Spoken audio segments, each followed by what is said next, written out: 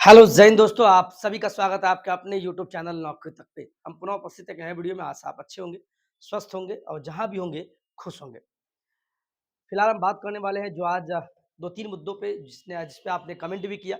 खासकर छठी से 8वीं को जो बहाली को लेके हमारे डीएलएड के साथी ने भी कमेंट किया है, मैंने देखा है कि हम योग्य हैं कि नहीं सर। इन तमाम बिंदु पे बात करेंगे। इसी बीच अतुल प्रसाद जी का ट्वीट भी आता है। ट्वीट भी आपको दिखाएँगे। डॉक्यूमेंट वेरिफिकेशन 1 टू 5 का कब होगा, कैसे होगा, क्या डॉक्यूमेंट आप रख लीजिए। इन तमाम बिंदु पे हम चर्चा करना चाहेंगे।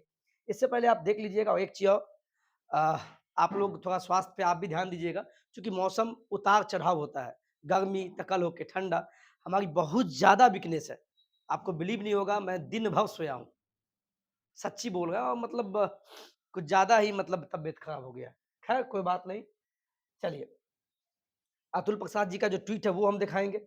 साथ में आपको हम ट्विटर पे अभ्यर्थियों का जो ट्वीट किया गया है, चूँकि जब डॉक्यूमेंट अपलोड कर दिया गया है, आप डॉक्यूमेंट मिला लीजिए, तो क्या-क्या त्रुटि हो गई है, उन तमाम बिंदु पे बात करेंगे। तो आप भी बने रहिएगा। उसके बाद जो आपका बीपीएससी टीआरई एग्ज़ाम हुआ, तो उसमें लॉगिन और पासवर्ड, यूज़र नेम और पासवर्ड डाल के आप अपना डॉक्यूमेंट चेक कैसे करेंगे, वो सब बात करेंगे। कैसे आपका अपलोडिंग हुआ है, उसमें क्या दिक्कत हो गया होगा। 90% का दिक्कत हुआ है, उन तमाम बिंदु पे हम बात करने का प्रयास करते हैं। चलिए। पहली बात, पहला चीज़ आप ये देखिए, पहला हम बात करने वाले हैं अतुल प्रसाद जी का जो फिर से एक नया ट्वीट है। ये ट्वीट उन अभ्यर्थियों के लिए है जो अभी तक डॉक्यूमेंट वेरिफिकेशन नहीं करवाए हैं, खासकर 9वीं से 12वीं में शिक्षक बनने के जो योग्य अभ्यर्थी है। किसी कारणवश तो उनको एक और मौका दिया जा रहा है। बार-बार अतुल प्रसाद जी बोल रहे हैं और ये वाक़ई में मसीहा है। आप सभी के बारे में सोचते हैं। अब बोलने के लिए तो इन्हें क्या, हमें क्या, सभी को कोई उल्टा बोलता ही है। लेकिन इतना चेंजिंग, इतना मौका देना, ये काबिले तारीफ़ है आदरणीय अतुल जी का। चलिए हम बात करते हैं। देखिए कि इन्होंने क्या लिखा है, इस चीज़ को पढ़िए थोड़ा। आप देख लिए होंगे लेकिन हम अतुल जी हैं, इन्होंने लिखा है टीआरई, टीचर रिक्रूटमेंट एग्जामिनेशन के लिए जो डीवी होगा, डॉक्यूमेंट वेरिफिकेशन फॉर 9वीं से लेके 12वीं तक के अभ्यर्थी का विल कंटिन्यू। कब तक रहेगा? टिल टिल 14/9/2000 तक, यानी 14 सितंबर तक ही आप डॉक्यूमेंट वेरिफिकेशन करा सकते हैं। नो फर्दर, फिर से नहीं। अपॉर्चुनिटी शैल बी प्रोवाइडेड, फिर से आपको मौका नहीं दिया जाएगा। तो जितने भी हमारे प्यारे साथी 9वीं से 12वीं में डॉक्यूमेंट वेरिफिकेशन अभी तक नहीं करवाए हैं, तो प्लीज़ आप चले जाएँ 14, इसी महीना के 14 आपका लास्ट डेट है। 14 आपका लास्ट डेट है। और ये डॉक्यूमेंट वेरिफिकेशन कहाँ करवाना है, किस जिला में? तो एक चीज़ और बता दें, अतुल जी ने 1-2 दिन पहले ही बता दिया है, ये डॉक्यूमेंट वेरिफिकेशन आप जब बीपीएससी का फॉर्म भरे होंगे, उस समय आपका अस्थायी पता माँगा होगा। यानी आप हैं कहाँ के, ओरिजिनली परमानेंट एड्रेस कहाँ है। तो आप जिस भी जिला आपका परमानेंट है, अलग बात आप मधुबनी में रहते हैं, लेकिन दरभंगा आपका होम टाउन है, तो जो परमानेंट अस्थायी पता आप डाले होंगे, उसी जगह पे जाके आप डॉक्यूमेंट वेरिफिकेशन करवा लें। चलिए, आगे बढ़ते हैं। दूसरा बिंदु देखिए, प्राथमिक का डीवी कब होगा? प्राथमिक यानी 1 टू 5 का डीवी कब होगा?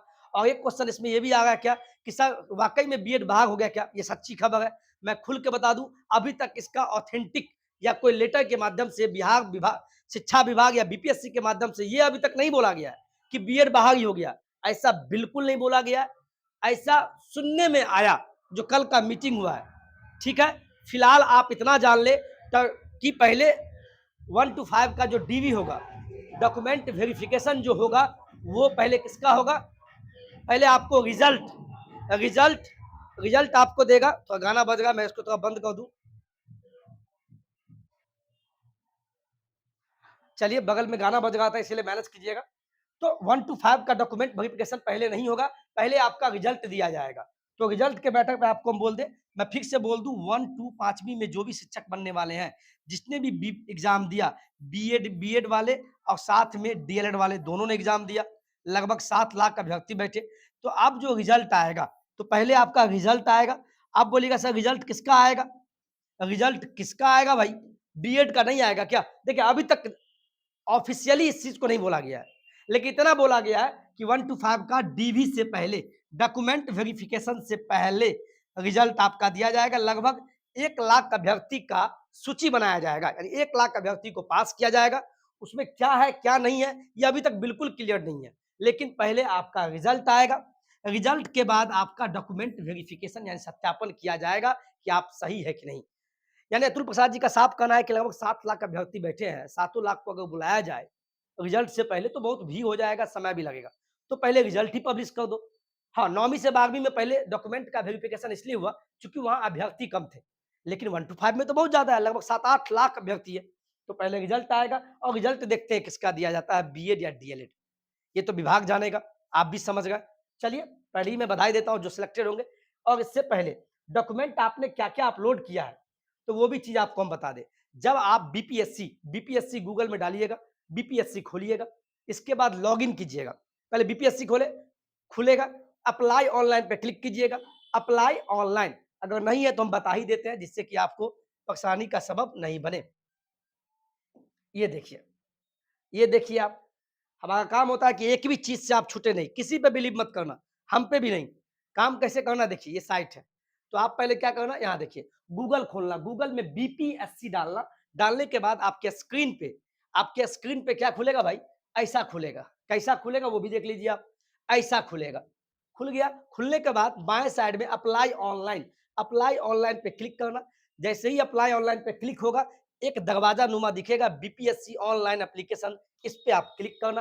क्लिक करने के बाद ओके करना। ओके करने के बाद आपके स्क्रीन पे यूजर नेम और पासवर्ड मांगा जाएगा ऐसा, बिहार लोक सेवा आयोग, ये लॉगिन, यूजर नेम और पासवर्ड जिसको आप सुरक्षित करके रखे होंगे वो डालना है, कैप्चा डालना है, लॉगिन पे क्लिक करना है। और क्लिक करने के बाद जैसे ही आप क्लिक करते हैं तो क्लिक करने के बाद आपके स्क्रीन पे कैसा खुलेगा ये भी देख लीजिए। चलिए, हट गया, कोई बात नहीं, हट गया तो कोई दिक्कत नहीं है। लेकिन अब फिर भी आपको हम बता दें, जब आप लॉगिन कर लेते हैं सब कुछ, तो लॉगिन करने के बाद मैं तो भूल ही गया क्या बोलने वाला था। ये देखिए, हाँ, तो जैसे ही लॉगिन करेंगे, कुछ पॉइंट हम भूल गए, तो लॉगिन करने के बाद आपके स्क्रीन पे ऐसे खुलेगा, वहाँ दिखा था और यहाँ पे डॉक्यूमेंट अपलोडेड करके लिखा होगा।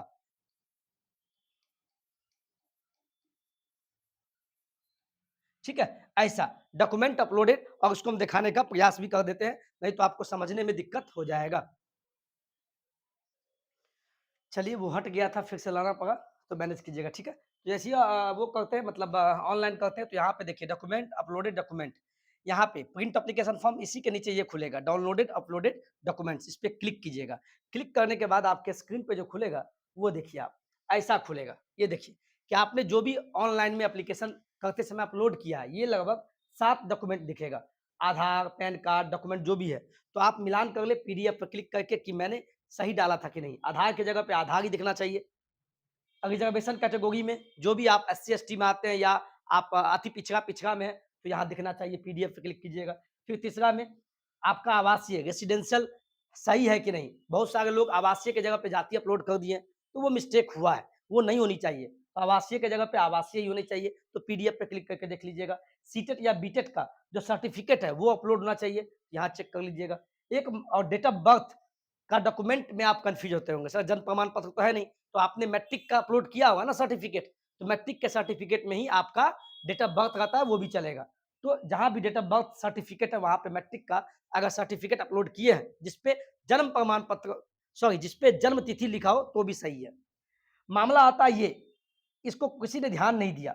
Educational qualification class 1 to 5 document या सर्टिफिकेट अपलोड कीजिए, ये बोला गया है। तो एजुकेशनल क्वालिफिकेशन में क्या दिखेगा? ये एजुकेशनल क्वालिफिकेशन 1 टू 5 का जो है, इसके सामने जो पीडीएफ है, जब इस पे क्लिक करेंगे, तो कहिएगा जैसे कोई बीएड वाले हैं, बीएड के बाद सीटेट क्वालीफाई किए होंगे, तो यहाँ पे उनका ग्रेजुएशन का दिखेगा। या अगर कोई इंटर के बाद डीएलएड किए हैं, तब सीटेट का पेपर 1 पास है, तो एजुकेशनल क्वालिफिकेशन में यहाँ दिखेगा आपका इंटर का होना चाहिए। अब बहुत सारे साथी बोलेंगे सर यहाँ तो एजुकेशनल क्वालिफिकेशन बोल रहा है, तो भैया एजुकेशनल क्वालिफिकेशन में क्या-क्या होता है शैक्षणिक में? मैट्रिक, इंटर, सीटेट, डीएलएड या बीएड था, तो उसमें अंतिम जो डॉक्यूमेंट होगा वही दिखेगा तो आपका सही है। कोई इसमें छठे एजुकेशनल क्वालिफिकेशन में आप बोलिएगा सर मेरा मैट्रिक का दिख रहा है, इंटर का, फिर भी दिक्कत नहीं है। चूँकि यहाँ ये क्लियर नहीं है एजुकेशनल क्वालिफिकेशन में कि मैट्रिक का दिखाइए कि इंटर का होना चाहिए कि डीएलएड का या बीएड का, ये कुछ क्लियर नहीं है। तो यहाँ पे बहुत सारे का जैसे बीएड के आधार पे 1 टू 5 में भरे हैं, तो उसका ग्रेजुएशन का यहाँ पीडीएफ में दिखता है। या कोई डीएलएड के आधार पे भरे हैं, तो वहाँ पे इनका इंटर दिखता है। इंटर के आधार पे अगर डीएलएड किया है, तो इंटर का दिखता है। तो बिल्कुल घबराने की बात नहीं है, लेकिन आवासीय की जगह पे आवासीय ही दिखना चाहिए। जहाँ पे रिजर्वेशन कैटेगरी है, वहाँ पे अगर आप ईबीसी में आते हैं तो ईबीसी का ही सर्टिफिकेट दिखना चाहिए। बहुत सारे साथी का एक ये भी प्रॉब्लम है कि सर मतलब जैसे कि हाई स्कूल के जहाँ डिग्री अपलोड करना चाहिए, वहाँ इंटर का हो गया है। सर जहाँ पे सीटेट का सर्टिफिकेट होना चाहिए, वहाँ पे एनसीएल अपलोड हो गया, तो दिक्कत तो है। तो हम अतुल प्रसाद जी से माँग करते हैं, जब आपने डॉक्यूमेंट मिलाने के लिए दिया है, तो आप सुधार करने का भी मौका दे दें, जिससे कि हमारे 1 टू 5 के अभ्यर्थियों को भविष्य में जो पार्शियल वेरिफाइड लिख के आता है, वो नहीं होने चाहिए। पार्शियल वेरीफाई का मतलब ये हुआ, आपका वेरिफिकेशन तो हुआ है, लेकिन कुछ न कुछ आपका छूट गया है। उसी को पार्शियल वेरीफाई कहा जाता है।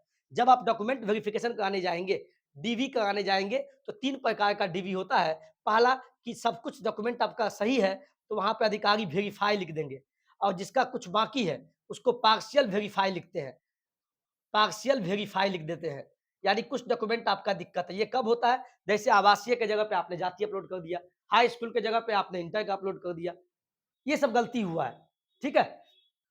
और लास्ट में एक एक तरह का होता है नोट वेरिफाइड, जिसका डॉक्यूमेंट ही सही नहीं, फर्जी है, उसका लिखाएगा नोट वेरिफाइड। तो 3 प्रकार का डीवी आपका होगा, जिसका ओरिजिनली सब कुछ सही है, वेरीफाई लिखा जाएगा, उसको वेरीफाई लिख के दिया जाएगा, जब आप जाएँगे वेरिफिकेशन में तब। और जिसका कुछ न कुछ त्रुटि होगा, त्रुटि ऐसा ही एक दिक्कत और होगा, आवासीय और जाति तो अपलोड किए हैं, लेकिन उसमें डिजिटली जो साइन होता है, वो साइन भी नहीं दिख रहा है।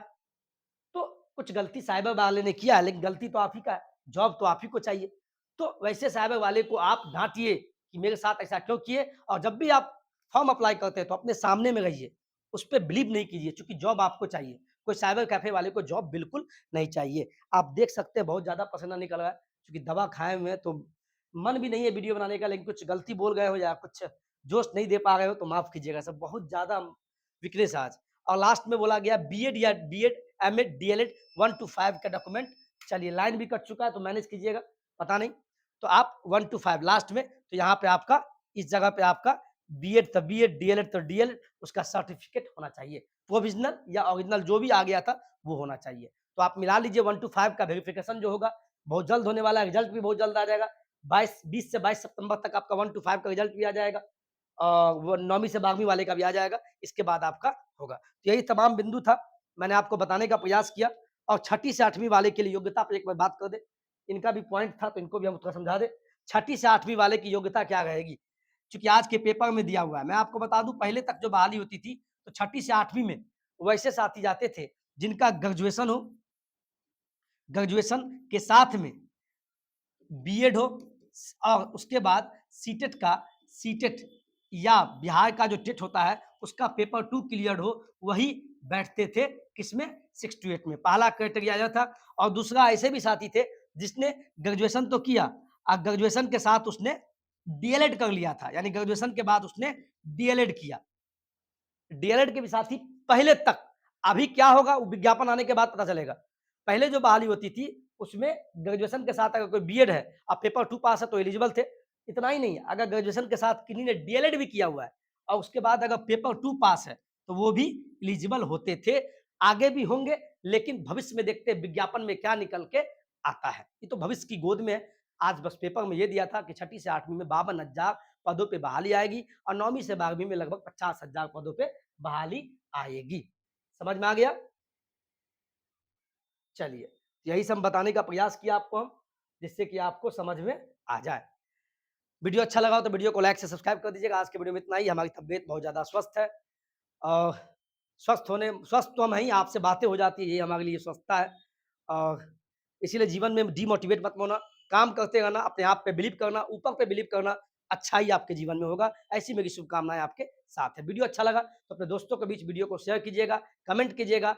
आपका जो भी सवाल होगा उस पे हम वीडियो बना देंगे। जय हिंद, जय भारत। अपनी स्वास्थ्य का भी ख्याल रखें।